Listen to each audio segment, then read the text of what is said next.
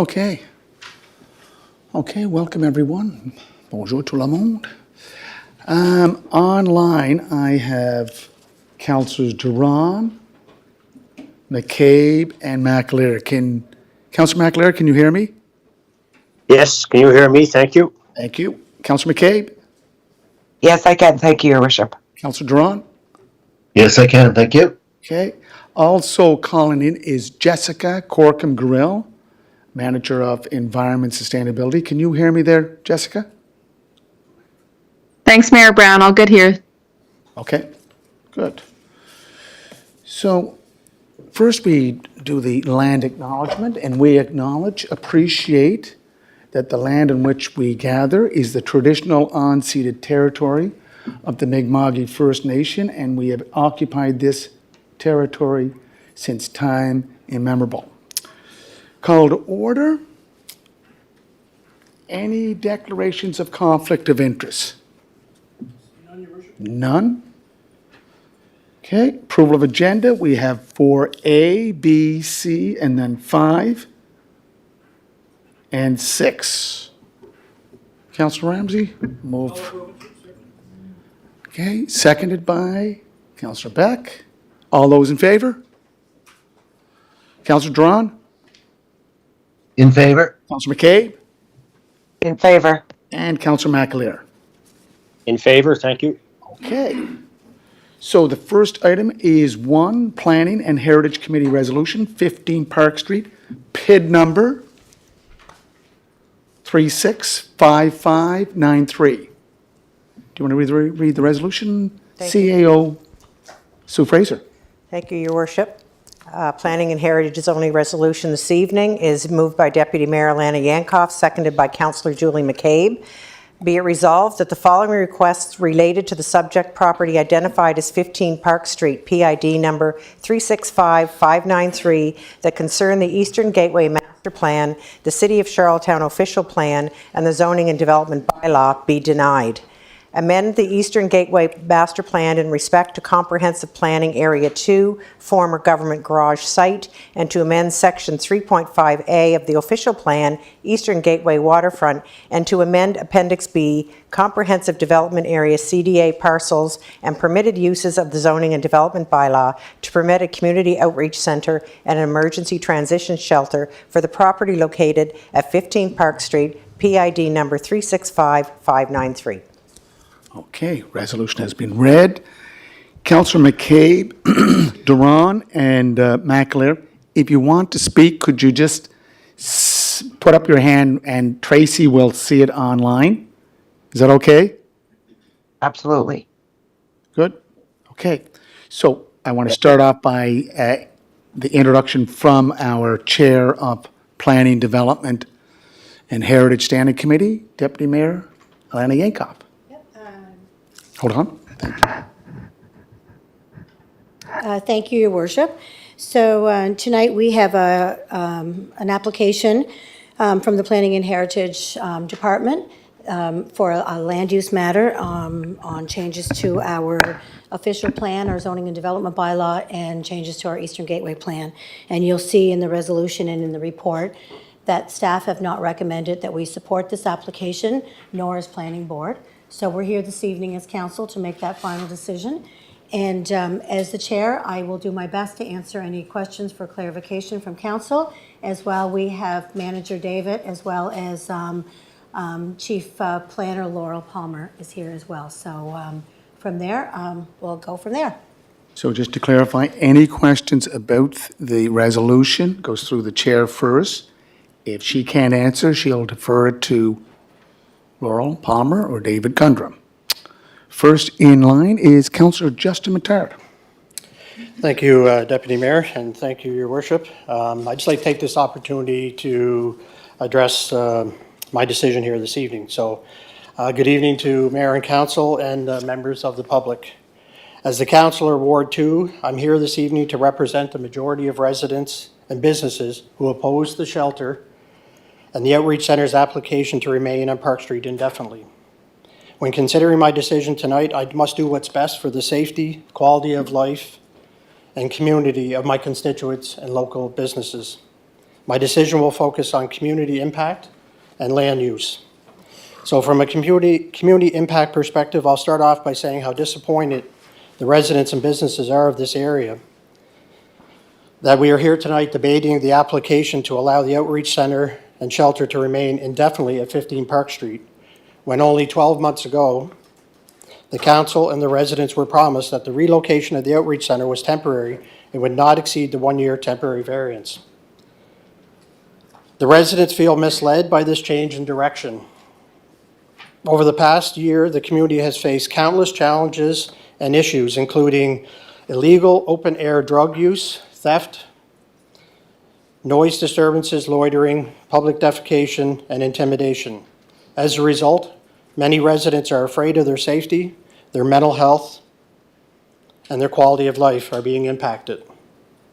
Joe Giz Park has become virtually unusable as families no longer feel safe bringing their children there. Holland College students and staff don't feel safe and face daily challenges. High school students who frequently visit Wendy's and Tim Hortons often do under stress that requires safety monitoring. And local businesses also face numerous new challenges. Businesses are losing customers. Businesses need to change how they operate and implement new security measures at a staggering cost. Parts of the Confederation Trail have become increasingly problematic for some users. The landscape of this once quiet area of Charlottetown has become unrecognizable to some of the residents and local businesses. The police have responded to hundreds of calls and have done their very best to address the issues. Unfortunately, the efforts often temporarily just move people along without really solving the issues. Some may claim that the situation isn't as bad as reported. I urge those individuals to speak to the residents, and it is very real. And if the shelter and the outreach center were to remain in a residential area, it is unlikely that the conditions will improve. The residents and businesses are unwilling to take that risk. They want their community back. So from a land use perspective, on July 30th, a public meeting was held regarding the application to amend the approved development concept plan and Eastern Gateway Master Plan and the official plan for 15 Park Street. This application faced significant opposition and concern from many attendees. Residents and businesses in this area have invested in their future, understanding that the property is designated as a multi-use sports and entertainment complex, along with high-order commercial and office uses. This is crucial. It is crucial not to overlook the extensive public consultations that preceded the development of the Eastern Gateway Master Plan, which included input from residents and businesses in the area. Deviating from the plan and disregarding the community's input would be a significant injustice to the process. So additionally, planning staff have indicated that the proposed concept plan does not facilitate connectivity between adjacent land uses, and the current building structures are unsuitable for long-term use in this area of the Eastern Gateway. So in summary, the planning staff do not support the application to amend the Eastern Gateway Master Plan and official plan, as it does not align with the land use policies. Approving this change would jeopardize the long-term vision of the Eastern Gateway, a vital aspect of Charlottetown's landscape. Residents and businesses envision a future that enhances property values and community well-being. Ignoring this long-term plan sets a troubling precedent for other planning requests across the city. So I will conclude by saying that the residents and local businesses generally understand the need for services provided to our most vulnerable populations. They are not opposed to helping those facing mental health challenges, addiction issues, or homelessness. However, this cannot come at the expense of the local businesses and the safety and well-being and quality of life of hundreds of residents. While some changes have been made at the Outreach Center's operating model at Park Street, the ongoing issues surrounding the Outreach Center remain unresolved. As I mentioned earlier, a decentralized service model delivery is necessary, with sustainable locations to support addiction and homeless services that benefit communities across Prince Edward Island. I propose that the government explore alternative models of service, like implementing a Housing First initiative to provide suitable living arrangements for those without homes, moving case management out of the Outreach Center to different facilities, establishing multiple satellite service delivery centers that the city can accommodate smaller groups of people at any given time, and partner with other community support programs and providers currently available in Charlottetown. But if the government is adamant that a single location for all these services is the best course of action, I suggest choosing a new location that does not impact residential areas, businesses, schools, and parks. So by offering a decentralized service, we can better address individual needs while ensuring the safety and quality of life of all community residents. So in closing, I want to emphasize to you, Council, the significant challenges and fears that the residents and local businesses face in this area. Please consider their concerns while you debate your decision tonight, and based on all the information and concerns that I've received from the residents and local businesses and the recommendation and justification provided by the planning staff, I will respectfully support the motion in front of us this evening, which is not to support the application and amendment of the Eastern Gateway Master Plan, Official Plan, and Rezoning Development Bylaw. Thank you. Thank you, Councilor McTaggart, and kept within your time, too. Thank you. Councilor McTaggart, gone. Councilor McKenna, did you have your mic on? You're all right? Okay.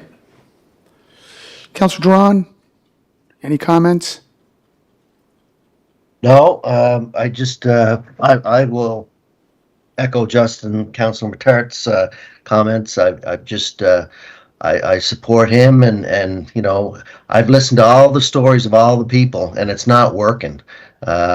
This is traumatizing people, kids, open drug use, all this stuff. This place has traumatized people. I've known people there for 30, 40 years, and they can't believe it. Break-ins, you know, there's something that got to be done, and this is the first step. You can't have it there forever. So I'll support the resolution to not support this. Thank you. Thank you. Councilor McCabe and Councilor McAleer, just going out in the fringes. I'm good, Your Worship. I am going to be basing my decision or my vote on the land use, and I'll just take my vote when it's turn. Okay. Councilor McAleer, you put up your hand.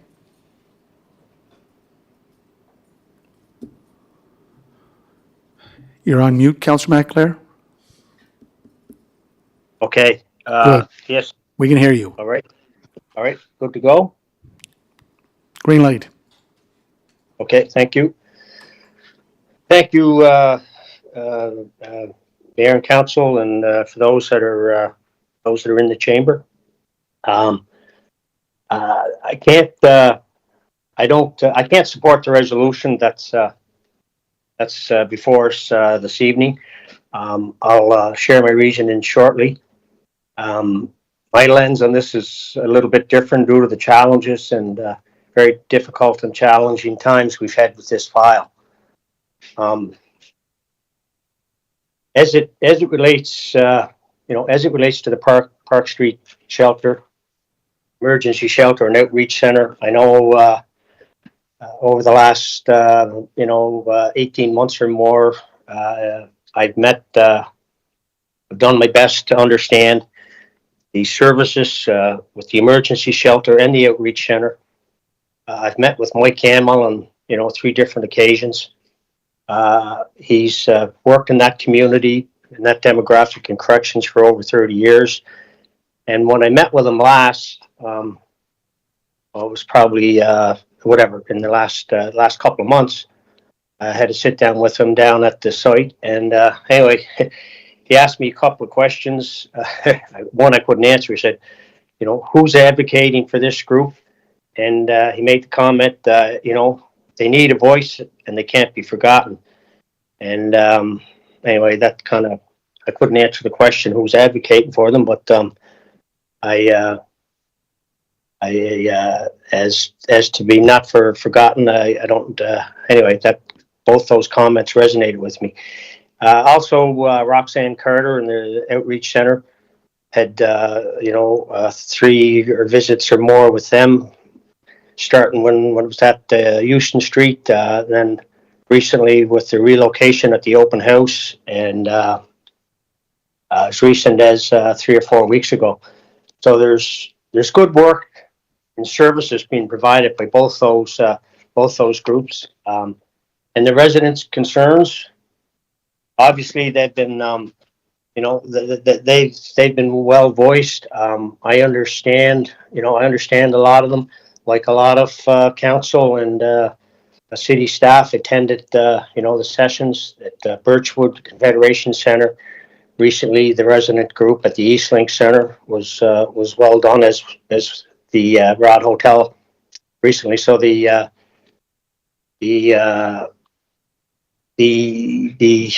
I guess the concerns of residents, business owners, and areas of influence, have been well voiced. But the question is, the big question is location, and where is a good location? And when you listen to Carleen Donnelly, who's been the for the province, a lead consultant for the province on this issue, talk about location being critical for these services. And anyway, to me, that makes a lot of sense. I know in talking with her police chief, Brad McConnell, he shares, I believe, a similar view. Location of these services for emergency shelter and outreach center services, location is important. So if location is important for these services, where is a good location in the city for this sort of service? I don't know if there is one. So, people have said in this conversation over the debates we've had, said, well, maybe you could go to West Royley, or the out by the Queen Elizabeth Hospital, or the Brighton compound was mentioned. That still doesn't change. Yes, maybe one of those locations could be a solution, but it's still, I don't think we'll still be dealing with the same issues we're dealing with now, with the resident and business community uproar. So that doesn't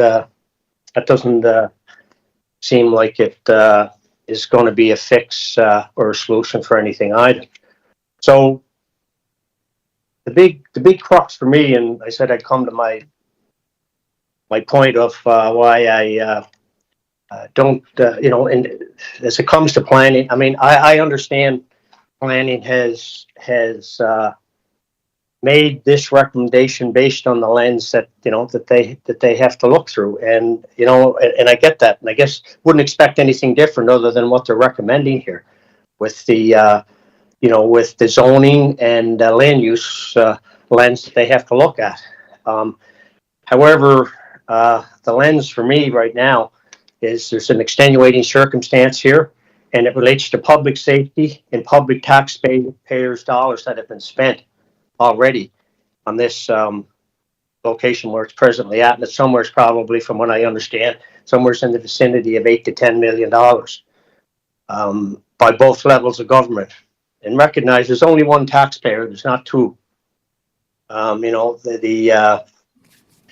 So it's and as it relates to public safety, it's not only the public safety that I'm thinking about going forward in terms of where this continues to live, or as it changes, as it evolves, but the public safety is not only for the residents of the immediate area, Park and Beach Street, and the area of influence, but for the entire community in the downtown of the city. The emergency the emergency shelter, as it sits right now, with 50 beds, and this was the case last summer, has been pretty much full, and was close to that, last year. Okay, So, John, can Councillor McAleer, it's up 6 minutes, like, can we just, are you coming to a conclusion? yeah, well, Thank you. I think we got to be careful what we ask for in terms of what the message we send to the the province on this. And as for solutions, where we go from here, I think the city has to continue to be a partner with the province. It's not a big part of the issues are with the province, but we still have to be a partner. Yeah. And there's got to be continued collaborations with the residents and the business community. Okay. Yeah, maybe the variance could be extended as opposed to changing. That's not on the table. What's on the table is the resolution, not the variance. Okay. Thank you, Mayor Brown. Thank you. And John, Councillor McAleer, just to be clear, provincially, the province is responsible for health and education. So this is a health issue too, a mental health issue. Julie, Councillor McCabe, did you want to speak? Yeah. Okay, go ahead. I just wanted to kind of follow up because I think we have to really refocus tonight. Yeah. Councillor McAleer, I'm sorry, I'm not feeling well. That's why I'm not in there. But I'm certainly not against the work the staff of either the outreach center or the emergency shelter people are doing. I have great respect for the Mike Hamels and the Roxanne Carters. I think we have to come back to look that this isn't about the social challenges necessarily, it's about the land use. And there's no question that these services are needed. The province has had 2 years to find appropriate land use. This isn't a shock. We've been telling them for 2 years that this was not a permanent solution. We did hear from Carleen Donnelly, but what I recall, she said centralizing services wasn't ideal. But that's, again, not going to get into my purpose tonight of my vote. I'm going to be basing my vote on land use, what our professional planners have pointed out, and the reasoning why this application does not fit. So for me tonight, I will be supporting the application to deny. And I just want people to remember that it is a land use. Unfortunately, it comes with a big social problem, but that's not what we're here to debate tonight.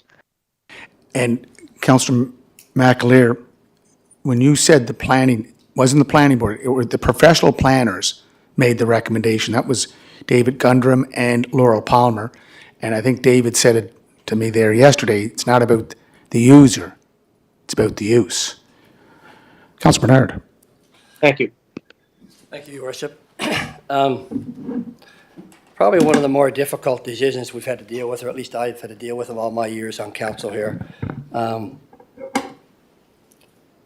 I mean, the quality of life of the residents are being impacted, and that was compelling from the meetings that we had. At the same time, you know, we toured the facility there, Conley Darnley in Calgary last year. The majority of us toured that facility. We got an idea what to be expected on the island here. Everybody thought the planning process was really good. So, you know, my understanding is inside the fenced area, people that need help are getting that help, and they're recovering. It's outside the fence where the issues seem to be, where the quality of life is being deteriorated, where we have the issues with Park Street. For the most part, I mean, it's difficult because you don't want to see the residents go through what some of them are going through with the quality of life and the changes. At the same time, to say no to this, what happens? Where do they go? Is their encampment start up again? The police are saying it's going to be much more difficult for them to police.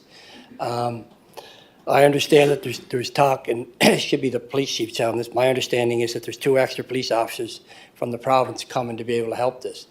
It would be nice to set up a board or you know, this is a problem. I know on paper it's a provincial problem, but it's everybody's problem. Like, we all have to work together to try to solve this. In a perfect world, would it be nice to be able to have the facility stay and have the problem outside the fence rectified so everybody's happy? Yes, it would. And for me, that's where I'd like to see it go. I don't think the residents should go through what they're going through. At the same time, you know, for people that need this help, and Carly Donnelly's plans that she showed us last year, I think it can work. For me, that's why I would like to be able to see the issues are outside the fence. And I'd like to see that being dealt with. And my understanding is it can be dealt with. So whether, you know, whether there's, you set up a board, Your Worship, whether it's some elected officials from the city sit on it, you sit out the province and have some resident members. So they're meeting weekly to be able to get this resolved would be, in my opinion, the win-win situation. So anyway, thank you, Your Worship. Councillor Buchanan. Thank you, Your Worship. Not going to just keep reiterating what's been said here tonight. We all been receiving the emails from the residents, the business owners, of how these people have been living over the last 2 years. I know last time this vote came up, I voted yes to allow them to go down there, but I was misled in believing that the province told us they were going to work on a plan, work on moving it, permanent solution. That never happened. So tonight, I will be agreeing with the planning board recommendation to deny the application. Okay. Councillor Twill?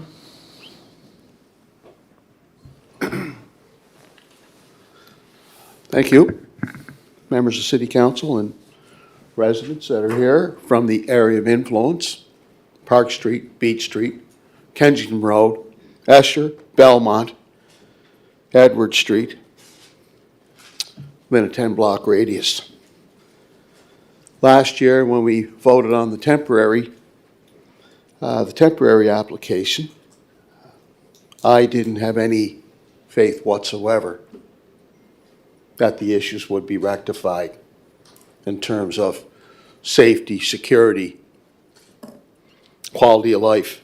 It's not only compromised, have been devastated and decimated. Make no mistake about it. Because when it was on Houston Street, the residents had to endure and put up with all of those things. It was way out of control on Houston Street, and I wasn't confident in any which way, shape, or form that by moving it several blocks that it was going to be that much better. Or, there's going to be 6 police officers, which we were promised. There was going to be a working group, which we were promised. There was going to be residents on the working group, which we were promised. There's going to be a task force, and we were going to get updates from the task force, which we were promised. All of these issues were going to be addressed effectively, efficiently, and the residents were going to be informed every step of the way, which we were promised. Not one promise came through, not one. Yes, it's a land use issue, but after what the residents on Houston Street has faced, open air drug usage right on the street, drugs being sold, enabling with crack pipes and needles. So what's really changed? Can anyone here tell me what's really changed? Nothing's changed. Words. Action speaks louder than words. There was no action, just hollow promises. But I think the thing that really troubles me is the so-called communications between the city and the provincial government. All you have to do is read Stephen Myers' letter. And there it is, crystal clear. Province is being told one thing. We're oblivious to what's happening until we got a copy of the letter. Let me read this. Second paragraph. As you are well aware, there was a lot of back and forth with the city on the best path forward for our application. We tried to explore temporary solutions and express to you, your office and residents this summer that we did not see the extension as a permanent solution, but were told by the city this application process was the only path forward. Pretty amazing. I don't know who gave them that assurance. For that argument to be used against our application and form the basis of planning board's denial is disingenuous. Behind closed doors, you and your council members and city staff have said that this service is needed and this is working well at Park Street. Well, what a revelation. Meetings after meetings after meetings, held by the community, held by the city of Charlottetown, and the constant theme is, it's not only working, it's unsafe, it's dangerous, we've had enough. What are we paying taxes for? What are we paying taxes for? So, some people say, well, where should it go? Jason Doyle from the province said they looked at 16 sites. 16 sites. Well, what are the 16 different sites? How come we never had a chance to look at those sites? You want to have a facility of this magnitude with all of those repercussions, all those complexities? You can't have it in a residential area. It's quite simple. This is three and a half years now. Enough is enough. It's so unfortunate because residents have had to time in and time again, emails, public meetings, phone calls. I don't know how many times they've had to express their concerns and their compelling reasons why this is not working.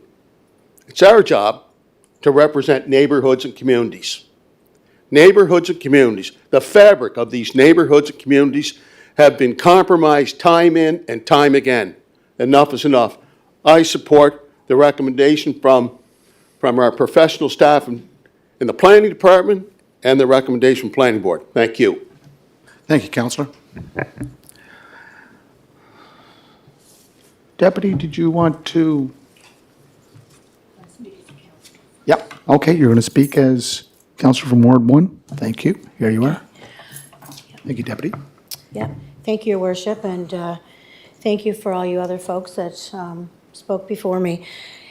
Yeah, just to reiterate some of the things that have already been said, you know, unfortunately for us, this application is about land use and community impact, and that's the decision that I'm here to make tonight as a councillor for Ward 1.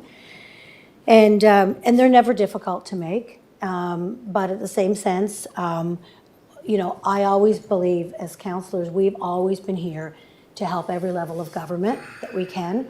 But tonight, the decision is about land use and how important it is to follow through on our Eastern Gateway Plan, our zoning and development bylaw, and our existing official plan. So I will be supporting staff's recommendation along with the planning board's recommendation to not support this application. And I think it's really important that the community understands that, you know, we do represent everybody. We represent every single resident in Charlottetown, the vulnerable folks included. And so that's not negating the fact that we don't care. We all care, and I can speak for myself, I care. But tonight, as I say, this is about land use and community impact. So for that, I will be supporting staff's recommendation. Thank you, Deputy. Councillor Bernard, you talked about government asking for community involvement. They did make that promise, but when the tariffs came in, on February 11th, they created an all-member legislative committee to look into tariffs, where we've had this crisis of drug addiction, mental health issues, abuse of alcohol, and unhoused. And where's the all-party legislative committee on that?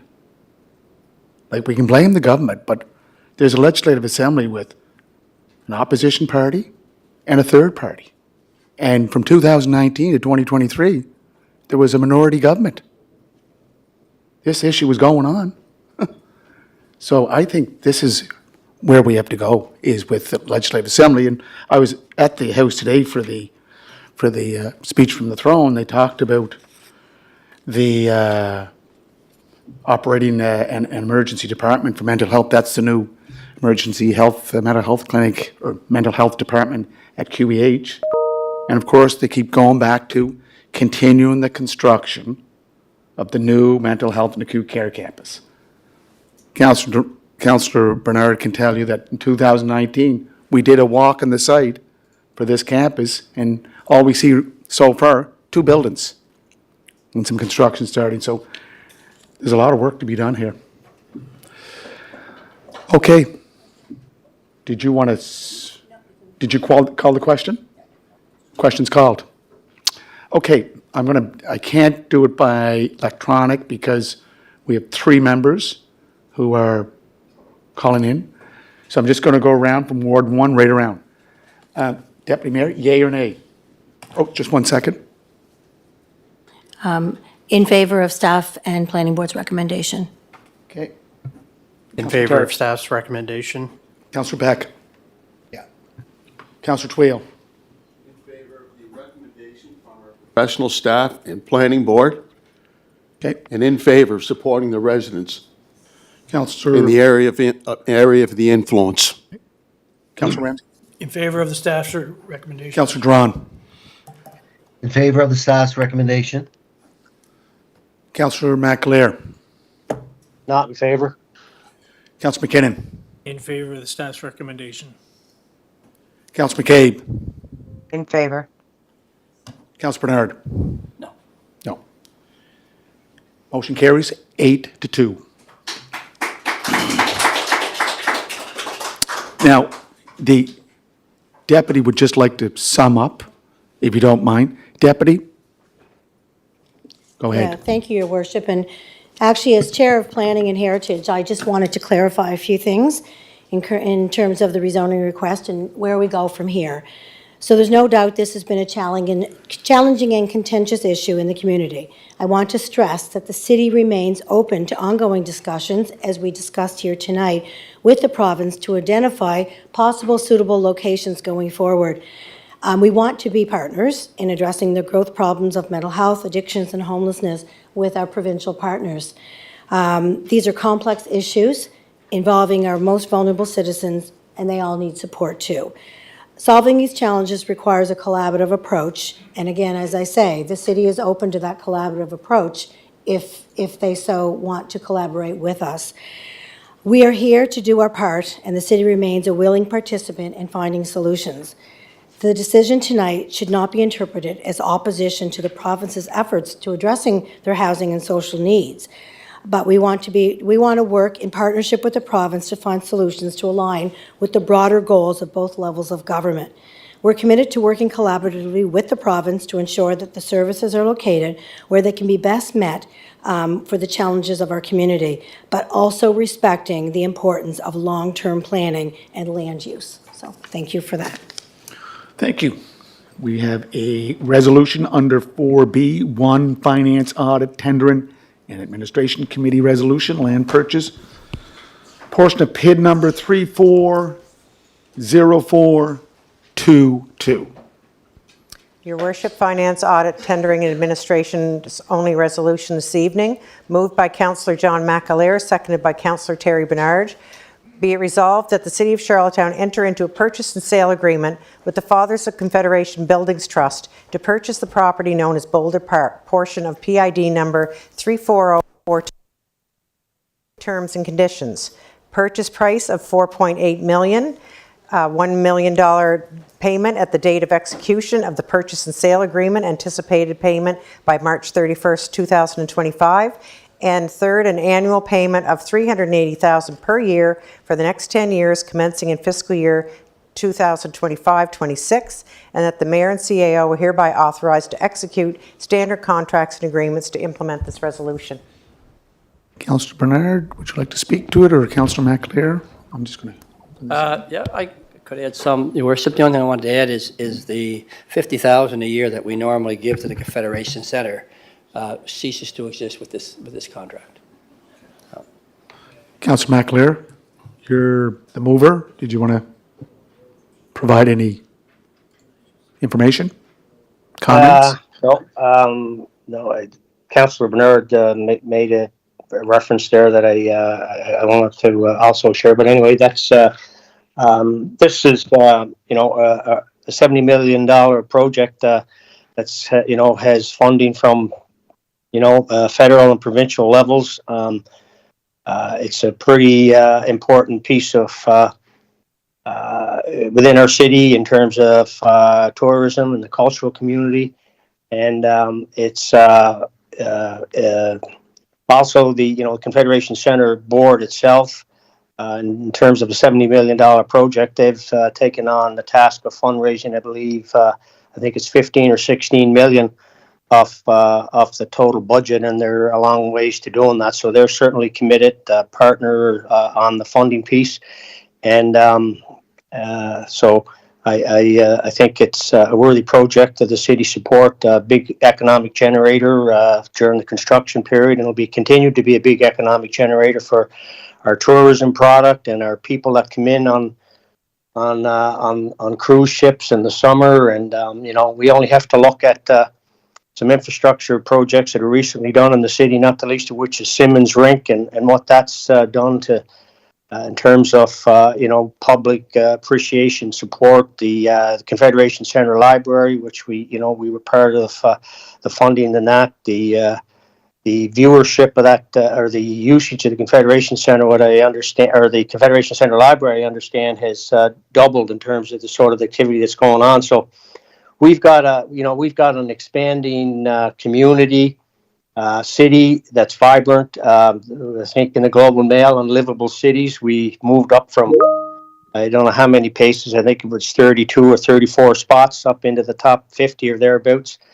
And with this, with this continued growth in our city, we have to have these vibrant facilities and attractions, and so anyway, I just think that this addresses that in long-term best interest of the city. Thank you. Thank you. Thank you very much. Questions called. Again, I have to go around because we don't have. You know what? Let's do that. Then we can call. Okay. All those in favor, please put up your hand. Okay. Councillor Duran, yay or nay? Oh, certainly not in favor. Councillor McCabe. I'm in favor. Councillor McAleer, yay. In favor. Thank you. 9-1. Okay. What's that? Can you just go back? Councillor Twill can't just step out like that. He has to ask. Yeah, just to, yeah.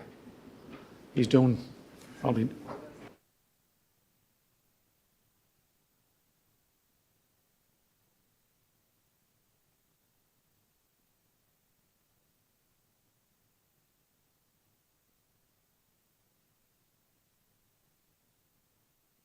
Your worship, I'm going to have to actually get offline. I'm sorry, but You're not Thank you. feeling, if you're not feeling well, please. no, I'm going to, yeah, thank you. I did get the 2 votes in tonight. Thanks. Thank you very much, and take care of yourself. Okay. do Thank we you. Have a resolution to read? Yes, Your Worship, we have a resolution under new business, and it's moved by Councillor Kevin Ramsey and seconded by Councillor Alana Yankoff. Our Deputy Mayor Alana Yankoff, be it resolved that effective immediately, the following appointments to the Food Council as recommended by His Worship Mayor Philip Brown be approved. Laura Bennett, Kel Smith, and Santha Kumar Therapathy. Well done. Thank you. Well done. Oh. I like that. I like that. Huh? Huh?